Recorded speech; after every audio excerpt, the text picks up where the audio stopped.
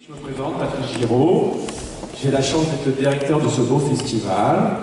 Ce soir, c'est la grande soirée de ces 4 jours, puisque nous allons faire une masterclass avec un réalisateur américain avant la projection du film Explorer. Donc, ne perdons pas une seconde de plus. Je vous propose d'accueillir sous applaudissements Monsieur Joe Dante.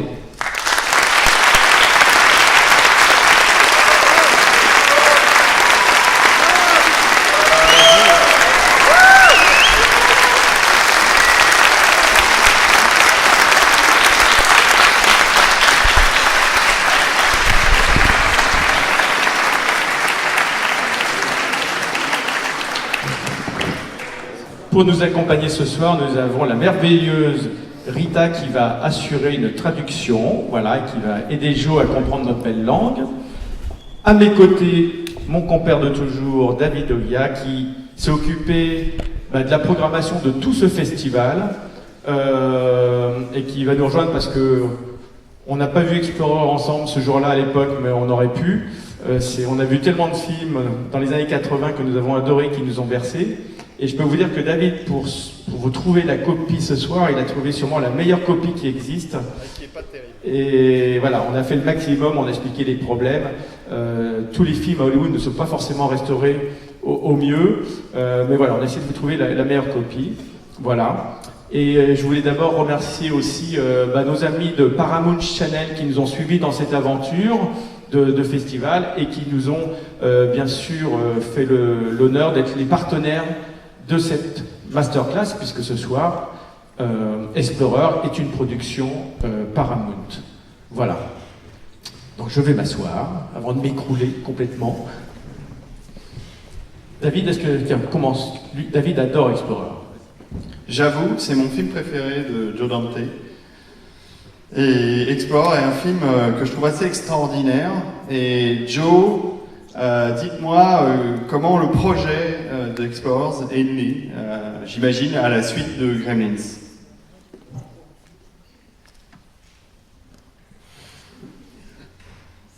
I had just had a big hit with Gremlins, and for about 30 minutes I was very hot.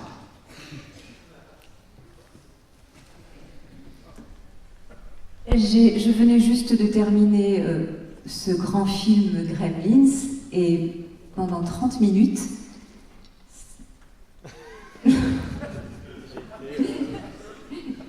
J'ai été très excitée. j'étais vraiment excitée. Anyway, I started getting scripts from people, and all of a sudden they wanted to cash in on the new director who just made a movie that made a lot of money. And so the script for Explorers was given to me, and it was top secret. I had to read it in the presence of the person who brought it, who then took it away with them. And every copy of the script had a number on it and a stamp so that you couldn't copy it. This was actually very common in those days. On m'a proposé plusieurs scénarios après mon succès de Gremlins et ce scénario était top secret. Chaque copie était numérotée et il n'y avait absolument pas possible, il n'y avait aucune possibilité de copier ce film. De copier le scénario, et donc tu as dû le lire d'ailleurs dans les locaux de Paramount. Tu as été obligé de le lire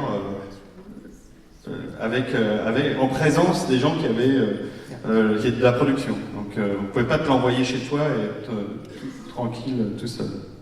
Alors après, tu as accepté de faire le film? No, this was an era where people were very worried that their movies were going to be copied or stolen, and ideas were going to be taken away. So for a certain period, they would send things in a very tight situation so that you could only read it and then take it away and not steal anything. Les producteurs avaient peur que les idées du film s'échappent, ils avaient peur qu'on leur vole leurs idées, donc c'était un projet vraiment top secret. Il n'a pas pu le lire en dehors, il a pu le lire qu'en compagnie des gens du studio. Having come off of a very difficult movie, Gremlins, which was very tiring and exhausting, I felt that this looked like a smaller movie that was going to be easier to make, three kids building a spaceship. They go into outer space. I thought, I can handle this. This sounds like Huey, Dewey, and Louie, and I think I can probably handle it. Après avoir travaillé sur Gremlins, qui a été vraiment difficile à réaliser, j'ai pensé que ce film allait être très simple, un petit film simple à réaliser avec 3 enfants qui construisent un vaisseau spatial et qui s'en vont dans l'espace. Mes petits 3 enfants, mes petits Riri, Fifi et Loulou. Mais en fait, ça n'a pas été le cas. The problem was that the script was interesting, but it didn't have a third act, and it needed some work.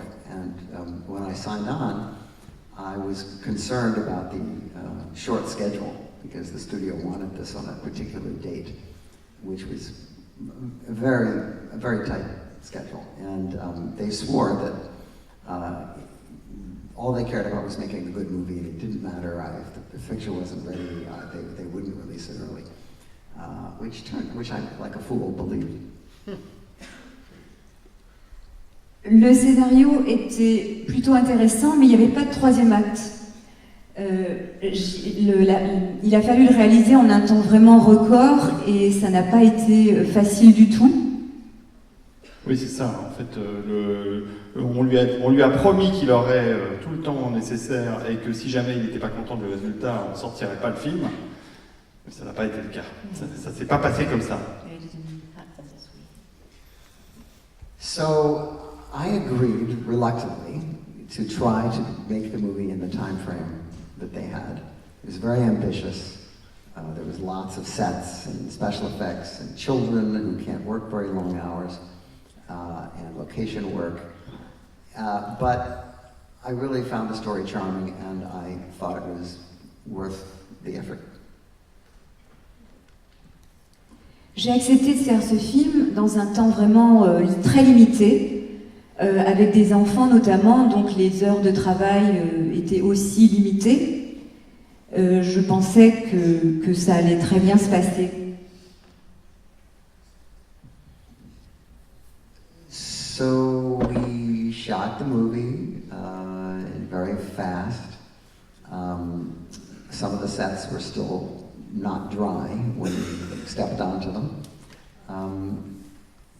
But in the middle of the shooting of the movie, the people who hired me left the studio to go to another company, leaving my movie and several others orphans. Nous avons réalisé ce film très vite, nous avons dû tourner très vite. Le plateau n'était pas encore sec, il a fallu arrêter le tournage parce que les personnes qui m'avaient embauché pour ce film, en fait, quittaient le studio. Il y a eu un changement de direction, la direction du studio changeait, et il a fallu terminer le film alors qu'il n'était pas encore fini, nous étions en plein montage. And the new studio head was the former head of marketing. So all he cared about was selling movies. And he took a look at all the movies that were in production and decided on moving up the release dates of each one of them so that there was not enough time to properly finish any of the movies that came out that year from that company. Pardon, excuse-moi. En fait, le nouveau responsable du studio était quelqu'un qui venait du département marketing. Donc c'était avant tout un vendeur de produits. Et lui, peu importait que ce soit un film ou un t-shirt. Et il a reconstruit tout son line-up de films pour les sorties. Et en fait, il avançait toutes les dates de sortie de tous les films de cette année-là. Et ça a été un cauchemar pour tous les gens qui ont fait ces productions, qui tout d'un coup n'avaient plus le temps imparti pour finir proprement tous les films. Et tous les films de cette année-là ont été impactés chez Paramount. Alors moi, ce qui m'intéresse aussi vachement dans Explorers, c'est le côté, l'aspect visuel, qu'on retrouve par exemple dans une série moderne comme Stranger Things.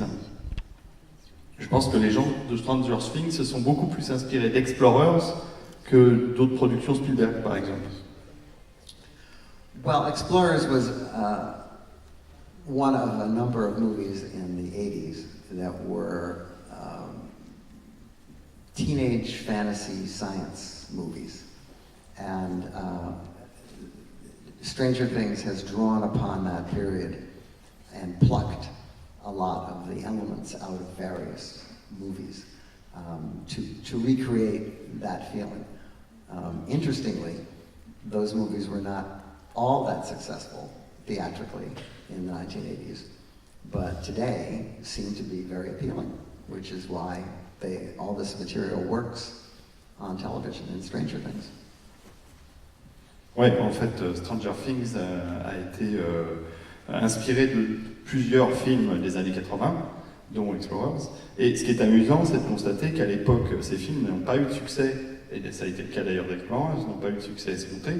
Mais aujourd'hui, on a vraiment l'impression que c'est une mode et que ce genre de films ont nettement plus de succès aujourd'hui qu'ils n'ont eu à leur propre époque. Tout à fait, c'est vrai. Patrice, il y a une question. Alors une chose qui est merveilleuse dans ce film, c'est le casting. Alors à l'époque, quand on a vu le film, on ne le savait pas, c'était des jeunes qu'on ne connaissait pas. Alors je voudrais qu'il nous parle un peu quand même comment il a réussi à découvrir ces deux acteurs qui étaient River Phoenix et Ethan Hawke, qui sont devenus tous deux des grands acteurs. Bon, malheureusement, nous avons perdu River Phoenix en cours. Il n'est pas venu l'acteur qu'il aurait dû devenir. Mais est-ce qu'il peut nous raconter comment il a découvert ces jeunes acteurs et justement quel était son sentiment au moment du casting? Well, one of the things about casting children is that they come in spurts. Sometimes there's a lot of good kids, other times there's no good kids. Most of the kids become very phony Disney Channel kind of kids, and we were looking for real kids.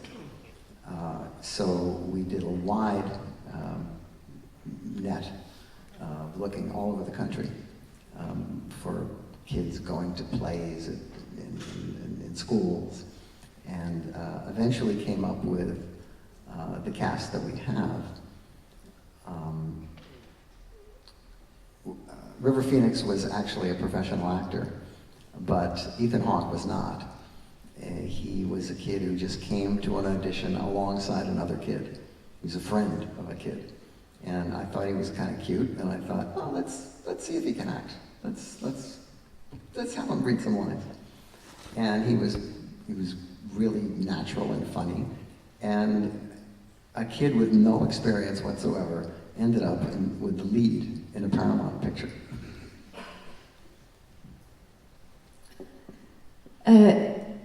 Lors des castings, ce qui est difficile de trouver des jeunes acteurs qui jouent bien, qui tournent bien. Et cette fois-là, nous cherchions de bons acteurs. Et River Phoenix était un acteur professionnel, alors que Ethan Hawke n'était pas du tout acteur. Il est venu ce jour-là, lors de l'audition, avec son ami. Et je l'ai trouvé plutôt mignon, et j'ai voulu savoir s'il savait jouer. Et il a obtenu le rôle principal pour la Paramount. So the kid characters are basically the lead character played by Ethan Hawke, who is the dreamer. Then there's the nerd scientist kid that River plays, and the abused child from the other side of the tracks, played by Jason Presson. Originally, we read River for the wrong side of the tracks kid, which he was very good for, but Jason had the real quality, and he had played this kind of part before, and so we still wanted River in the movie, so we asked him if he would be the nerd, and he was very embarrassed to play a nerd, and whenever girls would walk by, he'd take his glasses off. But they formed a bond, and I got to be sort of like a dad for one summer.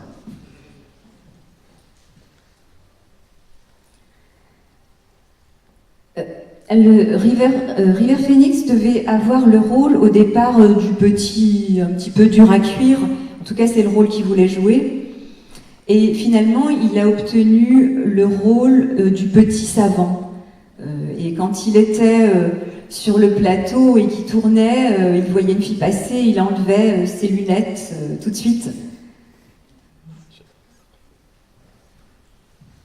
Oui, en fait, River avait un peu honte de son rôle de nerd, mais il l'a magiquement bien joué, vous allez voir tout à l'heure, il est excellent dans le personnage.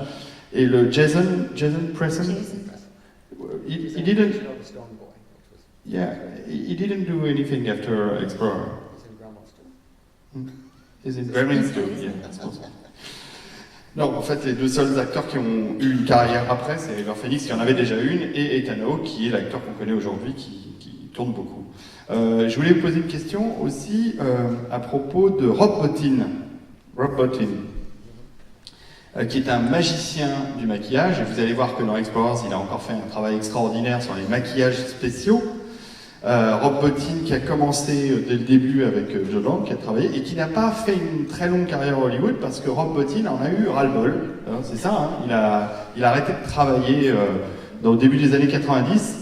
Il a entre-temps fait donc Explorers, il a fait Legend, où il a fait créer le personnage de Darkness, pour ceux qui connaissent la filmographie de Ridley Scott, et il a fait aussi l'extraordinaire design de Robocop, qu'on a vu au début de ce festival. Comment c'était le travail avec Rob Bottin, ce type qui est quand même quelqu'un d'absolument génial?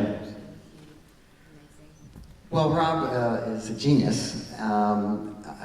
He's not a very practical genius, but a genius nonetheless. And he had a facility for building these outlandish costumes that weighed a ton, and were operated off-screen by many people with knobs and wires.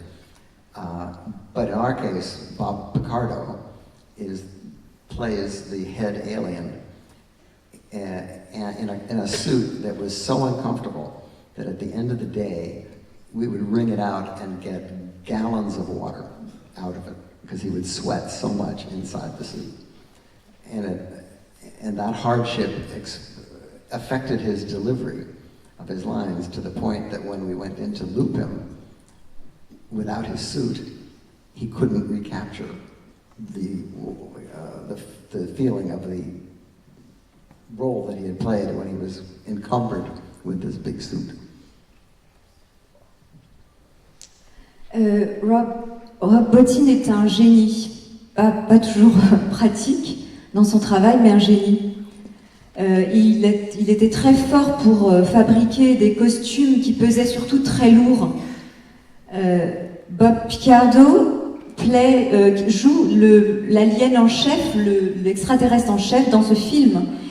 Et dans son costume qui pesait très lourd, il transpirait tellement qu'à la fin, lorsqu'il l'enlevait, le soir, il fallait lui jeter des tonnes d'eau dessus.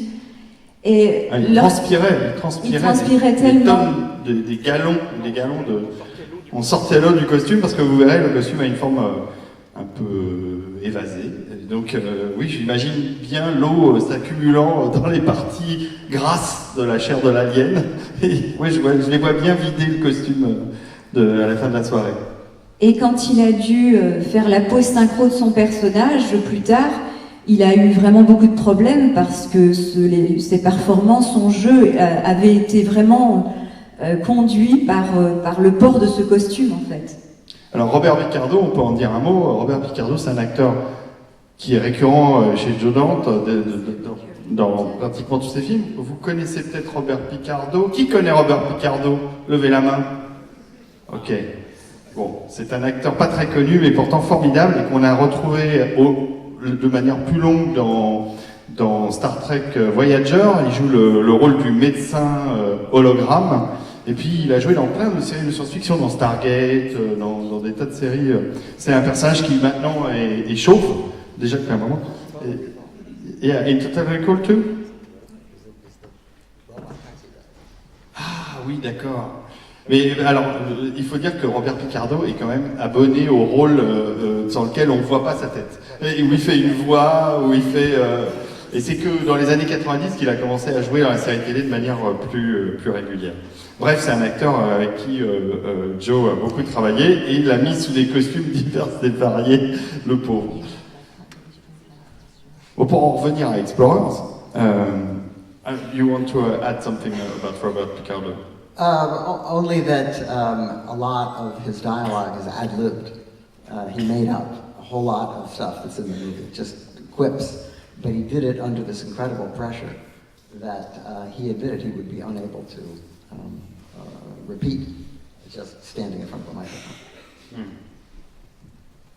Beaucoup de ces dialogues sont improvisés, en fait. C'était souvent problématique à cause de ces costumes qu'il portait et il a dû beaucoup improviser après quand il a dû faire la pause synchro de son personnage. On s'en doute. Autre chose importante dans Explorers, Patrice, tu avais des questions?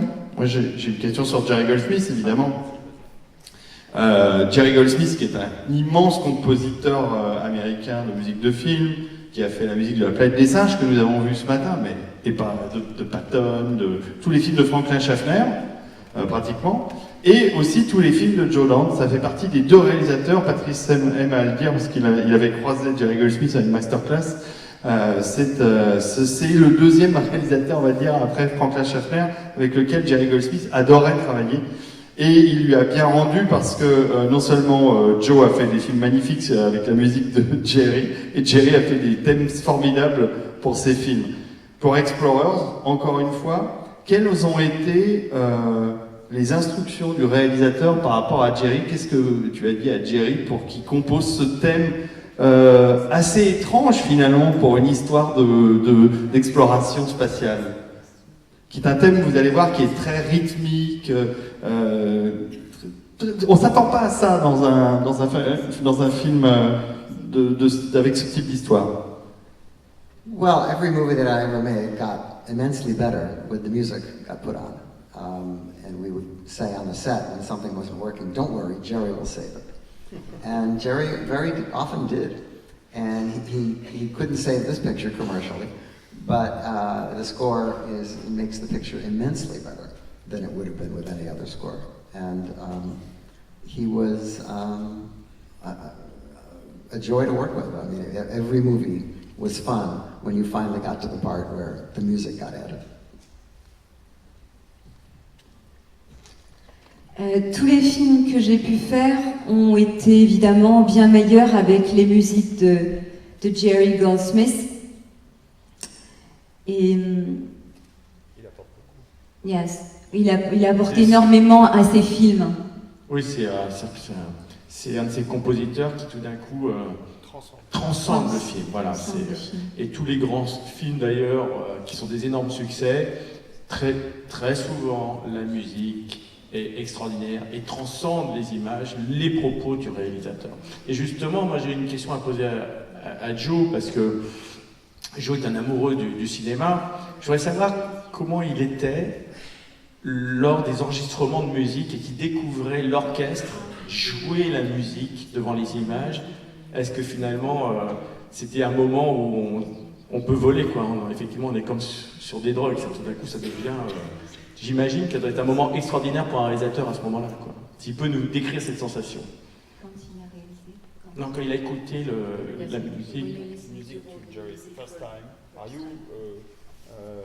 when he plays it to the orchestra? How do you feel? Well, the great thing about Jerry was that he was very collaborative, and I don't read a note of music. I mean, I have a lot of music records, and I've heard a lot of music scores, but I also know what I want for the movie. And if on the scoring stage something wasn't working, or it was too slow, or too happy, or too sad, or whatever, I could go right up to the podium, ask him to change it, and we would work on it, and he would change it. And so I was never dissatisfied with anything I ever got from Jerry. It only got better. Oui, ce que dit Joe, c'est que il a eu la chance de travailler avec cet artiste qui était finalement très facile à conduire, parce que quand ils étaient sur la scène en train de composer et de jouer la musique face aux images, s'il y a quelque chose qui n'allait pas, s'il trouvait que c'était trop rapide ou trop lent ou trop triste ou trop joyeux, il suffisait d'en parler à Jerry et Jerry modifiait instantanément sa partition pour le réadapter au film. J'ai une autre question, là, plus sur la partie effets spéciaux, parce que c'est quelque chose de très important dans le film. Le travail avec ILM, j'imagine que ça a été quelque chose de très intéressant, parce que c'est une société formidable, qui est Industrial Light and Magic, la société de George Lucas. Et aussi dans ce film, je pense qu'on a les premiers, c'est pas les premiers, mais c'est les premières séquences d'effets spéciaux par ordinateur. Comment ça s'est passé ce travail avec les visions informatiques qu'on a à certains moments du film? There is some early CGI in this movie. It's very Tron-like, because that was the period. But otherwise the effects are quite impressive, as ILM always is. And we took the kids up to ILM and shot the last part of the movie entirely there. There's a scene with a giant robot spider. All of that stuff was shot up at ILM. And in those days, they would give you a temp with the background and the foreground, and it was black and white, and it was you could see through it, and it was just to show you what it was going to look like. You couldn't pre-visualize the way that you can do now on the computer. You had to guess. And considering the technology that was available, I think they did a great job. Oui, alors les effets spéciaux, il y a quelques CGI dans ce film. Les premiers, ils ressemblent beaucoup à ce qu'on a vu dans Tron, le film produit par Disney, parce que c'était l'époque, en fait. C'était le look de l'époque, donc il fallait un peu caler à ce look-là. Sinon, pour ce qui est d'ILM, la boîte de Lucas, les effets spéciaux se sont tournés en partie là-bas, directement là-bas. Il y a une scène avec une araignée robotisée géante, vous allez voir, qui a été tournée entièrement à ILM. Et le problème, c'est qu'à l'époque, évidemment, on n'avait pas tous les moyens de prévisualisation qu'il y a aujourd'hui avec les effets spéciaux modernes. Donc il fallait imaginer, espérer que tout se passerait bien. Mais bon, comme Joe l'a précisé, avec ILM, il n'y avait jamais de problème, c'était une société fantastique. Et c'est vrai que les effets spéciaux classiques qu'on a dans ce film-là, de vaisseaux spatiaux, d'incrustations, de scènes de vol, sont absolument incroyables. Je ne poserai pas de questions, mais je vais juste rajouter, il faut resituer le film, c'est 1984, donc le film a été fait en 83. 85, mais c'était l'année d'avant. Il faut savoir que l'équipe de George Lucas sortait du Retour de Jedi, qui a été le film le plus compliqué de l'histoire de l'optique, et donc ils avaient acquis une technologie incroyable. Et dans ce film, il y a des plans d'une beauté inégalée, comme on n'est plus capable de faire aujourd'hui, je tiens à le dire. Vous verrez le plan de l'hélicoptère. N'oubliez pas qu'il n'y a pas d'ordinateur, ce n'est que de l'optique. Vous allez voir le travail de la lumière. Et je me souviens surtout à l'époque du plan de fin de Ethanox volant. On n'avait jamais vu un plan de vol incroyable. Et c'est d'une beauté. Et... Tu te souviens ce qu'on s'était dit à l'époque? Non. On s'était dit avec Patrice que s'ils avaient fait Superman de Christopher Reeve, de Richard Donner 5 ans avant, avec les techniques qu'il y a dans Explorers quand ils font voler les personnages, on s'est dit ça aurait été vachement bien. Et ça reste aujourd'hui, 30 ans après, d'une qualité incroyable. Ça n'a pas perdu. C'est parfait. Pour moi, c'est vraiment parfait technologiquement. Et je voudrais juste poser la question, une fois de plus, à Joe. Est-ce qu'il était quand même impressionné quand il voyait les délices d'ILM, le plan final construit? Est-ce qu'il était vraiment impressionné par la beauté des plans? The quality of the lights. The kids are flying above the clouds. Listen, at the time we were thrilled with the effects, and we were thrilled to just have the movie finished, but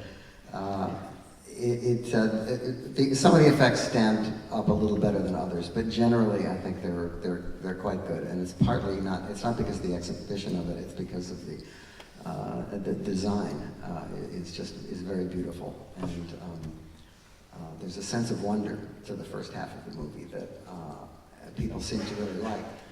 Now, the second half of the movie, or the last third of the movie, is different than the prior part of the movie, and that's where we ran into trouble with the preview. And if you haven't seen the movie, I don't want to explain why, but it takes a different tone once the third part of the movie comes on. And some people thought that was amusing, and other people felt betrayed by it. Because this really is the opposite of E.T.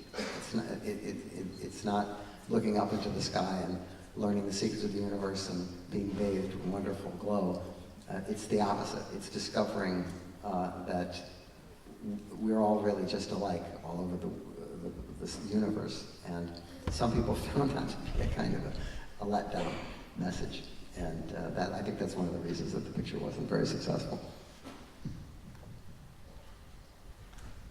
Oui, nous étions assez épatés par les effets spéciaux. Ils étaient plutôt bons. Il y a un certain sens du merveilleux dans la première partie surtout du film. La deuxième partie est assez différente. Certaines personnes le trouvaient amusant, d'autres se sont trouvées plutôt trahies par cette deuxième partie qui est complètement différente. Oui, la troisième partie qui était assez différente. Je vais ajouter qu'en effet, le ton du film, Joe a dit quelque chose de très important. Il a dit, il y a tout un design qui est ce qu'on ne voit assez peu maintenant dans le cinéma de science-fiction, c'est le sense of wonder. C'est-à-dire cette espèce le sens du merveilleux qui a disparu, plus ou moins, du cinéma américain. Maintenant, c'est des grosses machines. Et c'est vrai que la troisième partie du film a un ton très très différent du reste. Et vous allez voir, c'est assez particulier. Et c'est vrai que ça a pu en déstabiliser certains. Je l'ai été d'ailleurs aussi à l'époque.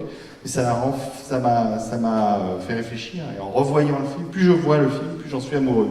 Je tiens à ajouter juste pour conclure, parce qu'on va devoir passer à la projection effective, que c'est, comme disait Patrice, ça a été extrêmement difficile de trouver une copie de qualité d'Explorers. Donc elle n'est pas d'excellente qualité, elle est projetable, mais c'est ce qu'on a pu trouver de mieux, parce que il n'y a pas de Blu-ray, donc il n'y a pas de source de haute définition de qualité. Il n'y a pas eu de remastering du tout. Il n'y a plus que quelques copies 35 mm. Joe en possède une, mais il n'a pas pu venir avec de Los Angeles, c'était un peu compliqué. Donc c'est extrêmement dommage que ce genre de films, qui sont quand même des petits chefs-d'œuvre dans leur catégorie, et qui est devenu culte. You told me that Explorers was become a cult movie after all, even if it didn't work in 85. Donc le film est devenu culte en vidéo par la suite, et c'est vraiment incroyable que ce patrimoine ait tendance à disparaître. Alors bon, qui sait, espérons, croisons les doigts pour qu'un éditeur sauve le film et en fasse une copie de qualité. Voilà, je finirai juste en disant que le réalisateur français Christophe Gans, qui a fondé Starfix, m'a dit il y a 6 mois que Explorer pour lui était le plus beau film qui existe sur l'adolescence. Voilà, je crois que c'est aussi un des sujets du film. Avant de terminer, je voudrais juste remercier quand même Paul Schipper, notre artiste, qui a fait toutes ces belles affiches de films et qui a fait ce magnifique visage de Joe.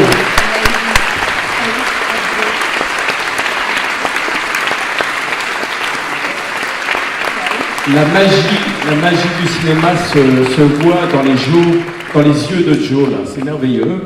Et puis, je tiens à rappeler aussi que dans le dispositif du festival, il y a encore 2 journées, et surtout, vous pouvez redécouvrir la carrière de Joe en allant à la Cinémathèque de Martigues, là où il y a une très belle expo, des affiches, des photos de production, du merchandising, des textes, pour vraiment retrouver une analyse complète de son œuvre.